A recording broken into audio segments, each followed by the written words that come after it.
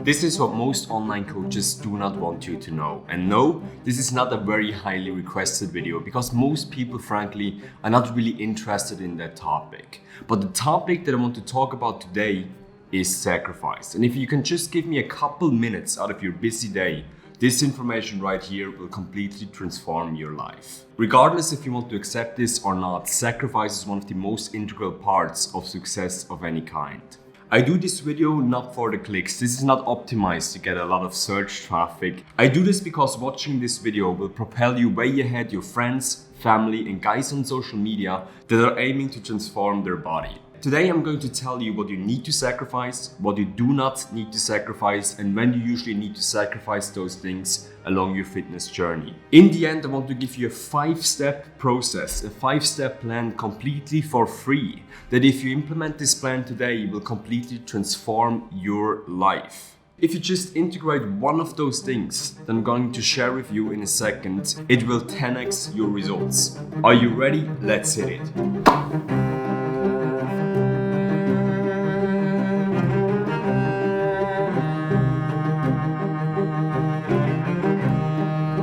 Sacrifice is an integral part of any success story, and generally the more results you crave for, the more you need to sacrifice. So this right here is your journey in the gym. For the first 3 to 6 months, you do not need to sacrifice that much. You will sacrifice some sort of time, a little bit of well-being due to extreme soreness, and you will sacrifice a little bit of being comfortable, as you decided to go into a new environment outside of your comfort zone. But what few people know is that after those 3 to 6 months, you level up. Meaning you're at level 2 now. You have to face new challenges and do new sacrifices to keep growing. It's like a video game. A character at level 2 will not level up by beating opponents that are at level 1. Which means the further you progress in the gym or in endeavors of any kind, the bigger your challenges will be. So after 6 to 12 months, your initial progress generally will start to stall, which means you will hit your first plateau. Most people look into supplements at this stage, but what you should truly be looking into is the hard stuff.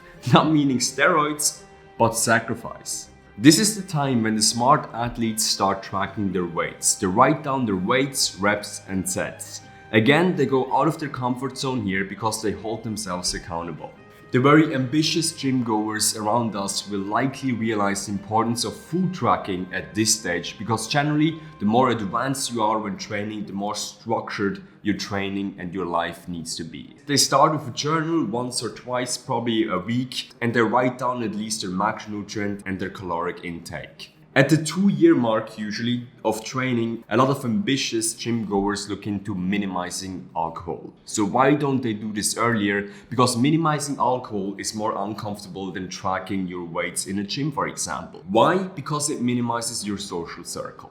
It will alienate some friends that you hang around with, because drinking no alcohol is awkward. So if this is the progress that you have in a gym, this is the graph of sacrifice. It usually keeps on climbing.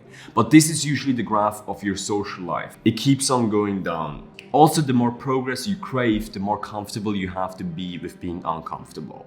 Tim Ferriss once said that a person's success in life can usually be measured by the number of uncomfortable conversations he or she is willing to have. Ask any person that has amassed a high level of success. If they're still in the game and do not enjoy the fruits of their labor on a desert island, they usually sacrifice everything. The previous CEO of a $10 million Swiss company that I worked for told me that he works 12 hours a day, 6 days a week. The CEO of a $100 million European company that I've had the pleasure to go for a meeting at the beginning of this year told me that he works 10 hours a day, 7 days a week. Rich Piana, a legendary bodybuilder that passed away some years ago, sacrificed everything for bodybuilding, even his life. His motto was whatever it takes. While I don't agree with the motto 100%, I mean, yeah, we know where it brought him, this sentence just implies sacrifice. So what does this mean for you? You need to learn how to sacrifice. And one of the best ways to learn this, and this is quite unconventional, is to learn how to play chess. Why chess? Because you will usually not win a chess match if you're not capable of sacrificing the figures that are unimportant of winning the game in the long run. All that matters in chess is that you beat the other king, not that all of your pawns are alive at the later stages of the game. Once you understand the basics and the beneficial effects of sacrifice, follow this 5-step plan that I'm gonna show you in some seconds. If you implement this, your life will never be the same. Step 1. Ask yourself where you want to be 10 years from now. How will your life look like? Then write down 10 things that you want to have achieved at that point in your life. Step 2. Cross off 7 of those goals that you have and only focus on the 3 that are the most important to you.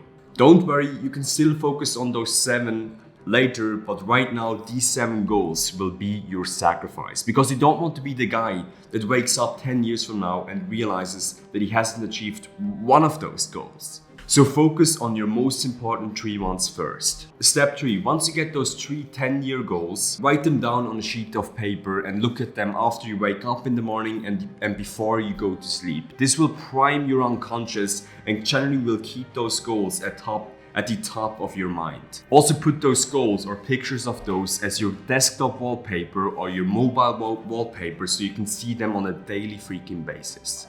Step 4. I want you to take 2 days out of your week, Monday and Saturday, and write down what you're doing on those days. Monday because it's a work day, and Saturday because it involves social activities. Are the activities that you're doing on those 2 days congruent with the goals that you want to achieve in your 10-year span? Step 5. If you realize that on those 2 days you have certain actions that do not bring you closer to those goals, focus on one action that you sacrifice this week. Once you feel comfortable in sacrificing that, focus on another action that you sacrifice next week. Here are 2 things that I think you should not sacrifice unless your goals are absolutely freaking gigantic and world-changing, like Elon Musk, for example. One thing is time with your family, because you still want to keep some sort of social activities and social bonds. Another thing is your health and things that will help you keep your health to long age, like exercise and healthy nutrition. The higher your goals are, the more your social life will suffer and the more you will sacrifice. You will also leave your comfort zone, but trust me, if it's results that you want, your results will be absolutely remarkable. Guys, if you enjoyed this video, please smash the shit out of the like button. I really enjoy the content because I got messages that tell me that this is absolutely remarkable, even though it's not primed for the YouTube algorithm. This is what I wish I knew 5 years ago. Okay, man? Until next time. The mission of this YouTube channel is to put veganism across the goal line. If you want to help us achieve that, like and subscribe to this channel, and don't forget to hit the bell icon. Let's make food production great again.